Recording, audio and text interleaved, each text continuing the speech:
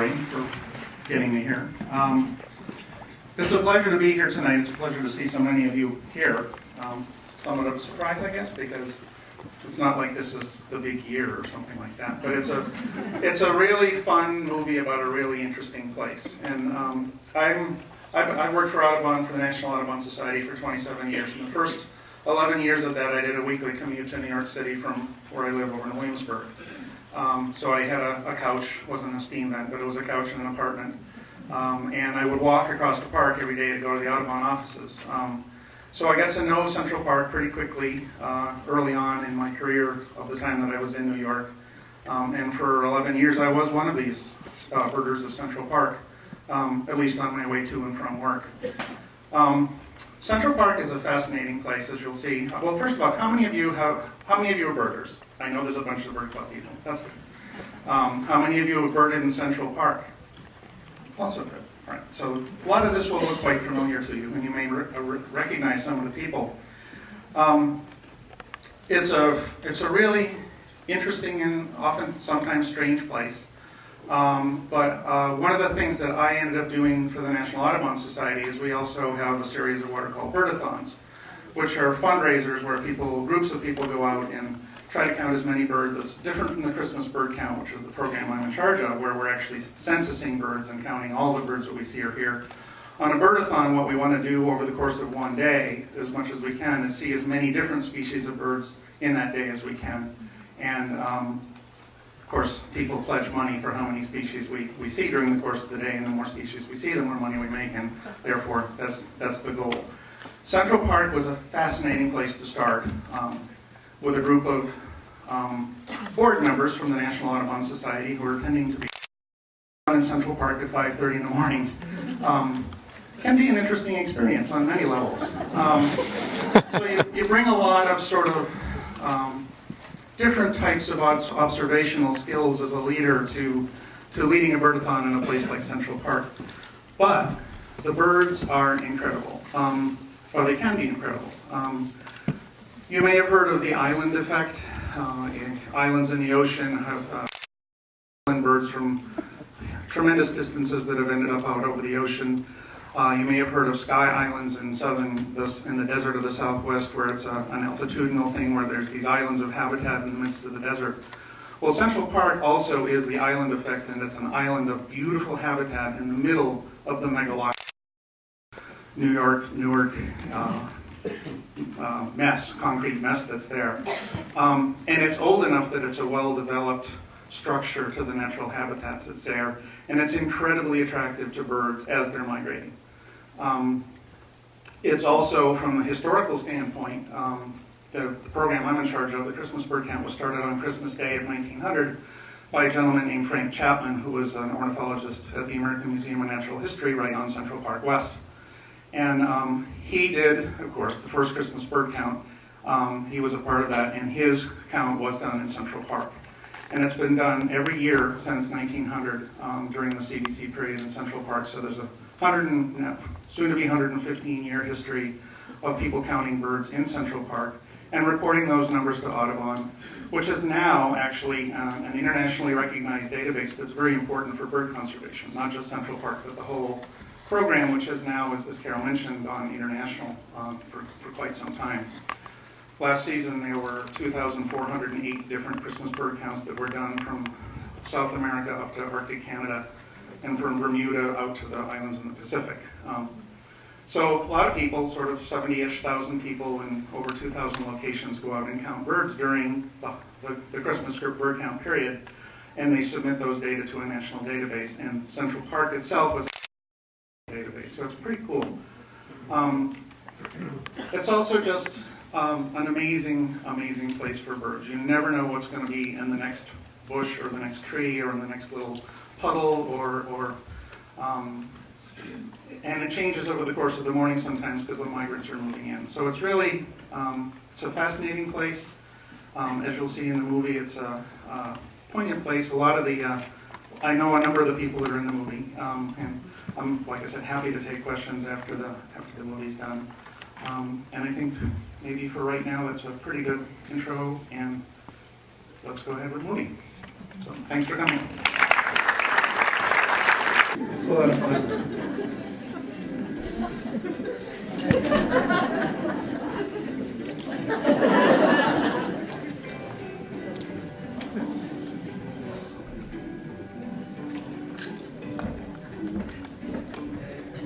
Yeah, when you think that Jeffrey Campbell actually shot all of this footage in Central Park, it's really pretty amazing. So, any questions? Yes? Yeah, the question is, do I know anything about Jeffrey Campbell? And unfortunately, I don't. He did this as an independent project, and we kind of heard, the National Audubon Society sort of heard that he was doing it. And he was clearly very involved with the local community, but it was pretty much right on his own. He's an independent filmmaker and very interested in wildlife, but unfortunately I don't know that much about him or other things that he's done. Yes, the surprise that the gentleman that was listing the 7 things didn't mention the songs, and that really surprised me also because he talked about it so much at the beginning of the film.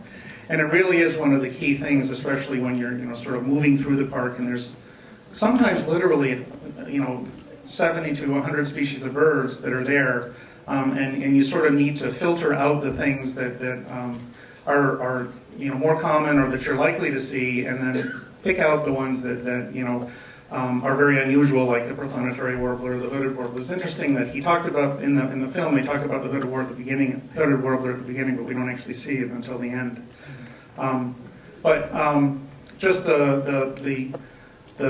the oral aspects, the birding by ears, is very important in a situation, in a place like Central Park. There was one morning where I was actually supposed to have led a birdathon, but it was canceled.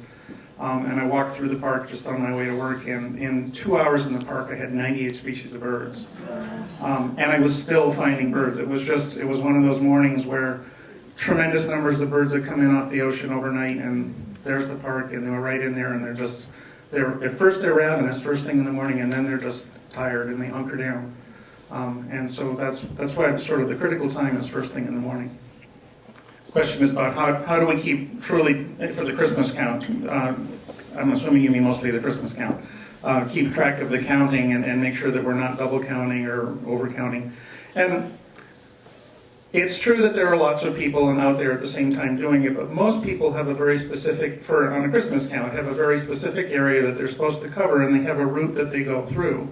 Most of the birds aren't really all that mobile during the CBC period, in the early winter period, sort of where we're getting into now. They're pretty much where they're going to be for the season. And humans are sort of moving through the different areas where the birds are, and we have these routes that we take, and then at the end of the day, that's what you saw, the compilation gathering where everybody sort of sends in their lists. And then for some things like tail male or up here bald eagles or peregrine falcons that are more mobile, then the groups get together at the end of the day and they sort of factor in what are the birds that are likely to be, how many peregrine falcons did we really see over the course of the day? Was it 5 or was it really only 2? So there's those kinds of things that happen at the compilation gathering. Obviously, we're not counting every bird. Obviously, there's a possibility that we might count something more than once. But the key thing with the Christmas count is it's the same people doing it in the same way, in the same areas at the same time of year over time. There are people that have been doing the same Christmas counts since the 30s, literally. And the same observers out doing the same counts in the same areas. So even if they're not doing it the same way as, if the people in the Northampton Circle aren't counting or doing this exactly the same methodology as Greenfield or the Central Park count or whatever, the key thing is that each count is done in the same way every year. So then there's good data over time. And really what we're looking at is trend data for the Christmas count. Are the numbers going up? Are the numbers going down? Are they shifting where they are at that time of year? Or, we're not really saying, yes, there are 27,436 red-winged blackbirds in Central Park.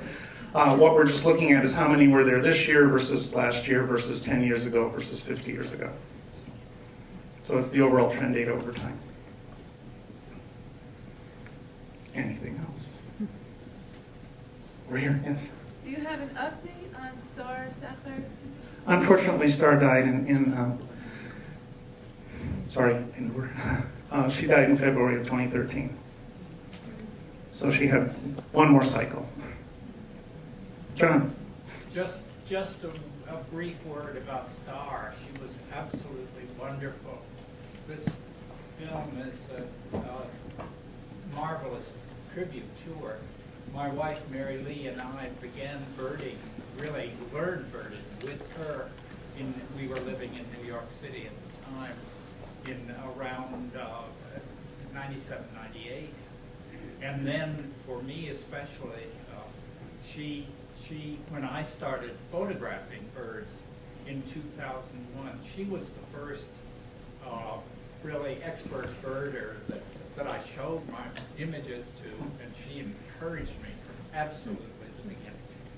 Yeah, she was a wonderful person and a wonderful addition and a wonderful mentor, really, and especially for beginning birders. I mean, she was so welcoming and just obviously loved looking at the birds, but showing the birds to people, and she had an incredible wealth of knowledge about the park and the birds in the park, and it was really, she was a true icon in the park. There's plenty of others, as you can see, plenty of characters in Central Park, but Star was sort of the queen of birding of the park for a long time. Arnie? Yeah, just going to say that one special thing about Central Park for us who live farther to the north is that if we're impatient to see a warbler, if we're impatient to see the trees blossoming, we can get an extra week or two, jump head start on it by just going down there, and then you've got a little bit of extra spring. Right, yep, a couple of, go 100 miles south or a little bit further, and especially, the other thing, of course, about Central Park is that it is, as they say, I mean, as they acknowledge, it's a managed habitat. And a lot of it is ornamental planting, so that there, as with Mount Auburn Cemetery in the Boston suburbs, whenever you have a lot of ornamental plantings and a lot of flowering bushes and trees, that also is a very attractive thing to the insects, which was then therefore attracting to the birds as well as to the people. So it adds to the beauty. But it's those ornamental plantings, and Central Park also was very carefully thought out. It really is amazing when you go into the park. For those of you that haven't been there, you take sort of 50 paces into the park from any direction, and the noise of the city itself really fades away tremendously. I mean, you never lose the sirens, and if it's a very busy day, if you're along the pathways, there's a lot of human noise. But really, when you go into the ramble or into any of the more vegetated areas, it's really amazing how quickly all that city noise does fade away. And you really do sort of become in this little oasis of wilderness in the city. Yes? I know people who bird in Central Park, but what about Prospect Park? That's designed by Olmsted, Van Cortlandt Park, I don't know, like, is Central Park in particular? I mean, I know Jamaica Bay, but... Yeah, what about the other parks in Central Park? And certainly there are a lot of, there's a lot of birding that happens all over in all the different parks. We used to bird Forest Parks, Prospect Park. I think some of the more peripheral parks are also, there's a little bit of a dilution factor, because in Brooklyn there are more parks than there are right in Manhattan. And most of those parks aren't quite as large. Forest Park is pretty close to as large as Central Park. But again, there are more plantings. I mean, the streets are lined with trees, actually, as you start to get out of the city. So Central Park, I think, has a more focusing effect of the birds right in Manhattan than some of the other parks do. There's still tremendous diversity of birds, and they are definitely coming through in the other parks. And there's a lot, when we used to do birdathons, we'd start in Central Park, then we go to Forest Park, then we go to Jamaica Bay, and then sometimes we end up, at Jones Beach, looking for some of the seabirds and ocean birds. But certainly there are plenty of birds in the other parks too, yes. But really, I think Central Park does tend to concentrate them more because there's more of a concrete, the good old term, concrete jungle around them. Yeah, the declining in bird populations, it is depressing. It's not all bad news. There are certainly some species that are doing, American robins are doing very well. Bluebirds are doing very well. Things like golden eagles and bald eagles and peregrine falcons have come back nicely since they were protected and put on the Endangered Species Act list. There are other species that are doing quite well, cedar waxwings and things like that. The birds that tend to be doing the worst are the ones that are either very long distance migrants, so it is the neotropical migrant birds that have this tremendous, independent of human issues.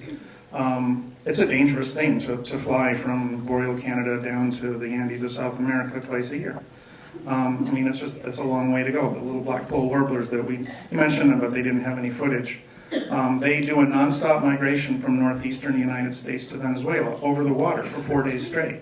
It's a little bird about this big. A lot of them don't make it just because it's so phenomenally difficult to do that. But there's also very few predators out there, and that's why they do it.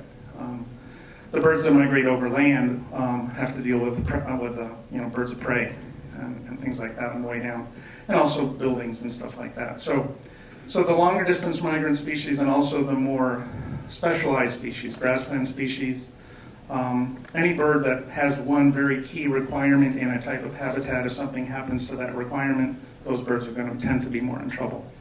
Whereas the more common, widespread, and generalist species, actually, a lot of them are doing quite well. Red-winged blackbirds are doing very well. What can people do? Actually, there's a lot. It can be overwhelming. Same thing with climate change or all these other things that you just feel like, what possibly can I do, or what can we do in our community to make a difference? Plant native species of plants in your yard. Don't sculpt your yard. Let it kind of grow wild. Have a diversity of habitat. Minimize the amount of pesticides and chemicals that you use in your yard. And for birds, give them a water source. A bird bath is a great thing to put out, especially if you can, heat it during the winter so that you have water during the winter, because birds need to bathe and drink all winter long. But also if you can keep it as a flowing water source, that's incredibly attractive to birds. Bird feeding is okay. It's mostly for our joy, not for the birds.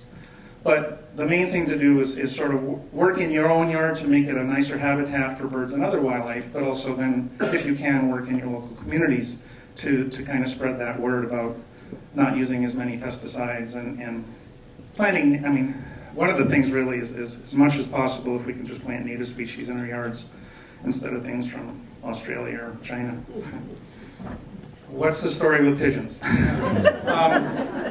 Pigeons are actually descendant from a bird called a rock pigeon or rock dove, which their natural habitat originally was cliffs. So they're used to stone faces and small ledges, and that's on vertical surfaces or underneath it, overhangs and things like that. So pigeons are the birds that we see around here, are generally more referred to as feral pigeons. They're not exactly the prototypical pigeon, that you think of with the oil slick on its neck and the little white things on its nose. That's pretty close to what the original rock pigeon or rock dove used to look like, or still is, where they are in Scotland and a couple other places in Northern Europe. But they do, as you're aware, they do fine in proximity to cities. Interestingly, one of the reasons that peregrine falcons have come back so well after the reintroduction program is because they also are cliff nesting species, and one of their favorite prey items is pigeons. So in the cities, there's a lot of places for them to nest and a lot of food for them to grab. So the peregrines that actually nest in cities now don't generally migrate. Most native populations of peregrines are long-distance migrant birds. But as with many birds of prey, there are local populations that don't migrate and are local around it until they get exhausted and drop to the ground. Several cities are actually starting to go at certain key times of year when there are a lot of nocturnal migrants going over, are dimming their lights at night. And that, if we can, that's another thing that, we can do on a regional basis or a local basis. If you're, especially it's the cities on the coast or in the migratory pathways where potentially the birds can be attracted down at night and then have collision issues at night because they're attracted by lights. The question is about some of the new versions of lights that are going up in cities and towns. And a lot of the issue, I mean, there's two things. There's the human, do we like the quality of the light versus what the older lights were, but the other thing is how is the light itself structured? And if these lights are actually domed so that they're not shining light up, but mostly shining light down or to the sides, that's going to be less of an issue for the birds or for other nocturnal wildlife. It's not just birds, it's bats and things like that too. So there's two issues. I mean, there's having the lights on and having them attracting in, but also for street lights and things like that, how is the shell of the light itself actually structured so that it's shining more down onto the ground as opposed to up into the sky? And the ones that shine more up are going to be more attractive. And again, it's mostly a thing in bad weather. Because most of the birds are actually migrating anywhere from 1,000 to 5,000 feet up during, if it's nice weather. Is there a problem feeding birds all year? I've heard that that's not a good thing, to have bird feeders all year. What about feeding birds all year? It's really up to you. Whatever food we put out is just a supplemental food source for birds. They're going to go to the easiest thing. They know where all the food, even our chickadees. I mean, you think you've got 1 or 2 chickadees in your yard, you probably got 30 or 40 chickadees in your yard. And they have a route that they take. And your bird feeders are one place that they know there's food. So they're going to go around to all the different places every day, all day. They've got their routes that they take. And your bird feeders are just one of those spots. Almost all these food sources are quite temporarily limited. So that if it's a flower or if it's a tree that's got fruit on it or seeds, they know that these things are going to come and go. Most people feed birds primarily in the winter. Around here, actually, the biggest problem with bird feeding is not birds, but bears. I have not been able to have any bird feeders out all year because of bears in Williamsburg. I couldn't even put out a hummingbird feeder this year. Even if I put it out in the morning and brought it in at night, we still had the bears in the yard. So, and we really don't want bears to get sort of identifying humans as being the vector for the food, because then other issues can arise. Is that true?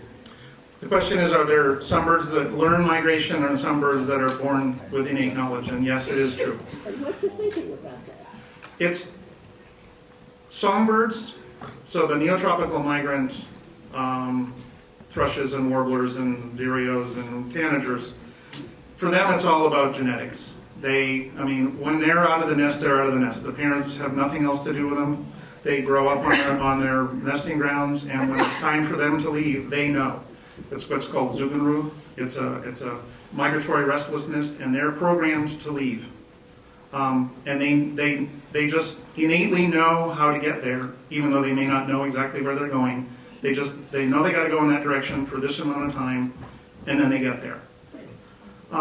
Waterfowl, cranes, and birds that have a lot more parental care usually learn their migratory routes. So that's why you actually see family groups of geese and family groups of cranes and family groups of swans staying together during migration, because that's more of a learned behavior. So what are they following? Are they following rivers? Are they following water, coastlines? Which ones? If it's foggy, what are they doing? For the ones that are basically doing GPS, the ones that are programmed in, they have all different cues that they're using. They know the arrangement of the sky, of the stars in the sky, and you think about it. These are birds that are migrating, 500 or 600 miles in a night over the course of the night, and all the stars are changing constantly, and they know exactly where they're supposed to be going based on what the stars are doing. That's one of their cues. If it's cloudy, then they start, recognizing land masses. They also have an incredible hearing, and they can actually they're attuned to VLF, or very low frequency noise. So in theory, birds flying down the central part of the United States can sense both the Atlantic and the Pacific Oceans. So they can know, okay, well, it's getting a little bit too loud in the Atlantic, I better get toward the Pacific. So they've got a whole bunch of cues that they use in terms of the nocturnal programmed birds. How do you know that? How do we know that? Yeah. Should I keep going? There are a lot of studies that have been done on how birds what are the cues that birds use to migrate. They've been done in the lab, and they can actually put them in artificial magnetic. They can also sense magnetic fields, so they can, they can put them in an artificial environment and manipulate the sky pattern. And they can also put them in an artificial environment and manipulate the magnetic fields. And then what they do is they actually put the birds in like a big cone with a little bit of charcoal in the bottom of it, and they look at which way the birds are trying to go by climbing up the side of the cone. And that's the direction that they want to go, and then they track that by moving, they can tell which things they're sensitive to by manipulating the, whether it's the sky or the whatever they're trying to test, by looking at the way the birds want to move in these cones. Okay, thank you very much. Thank you.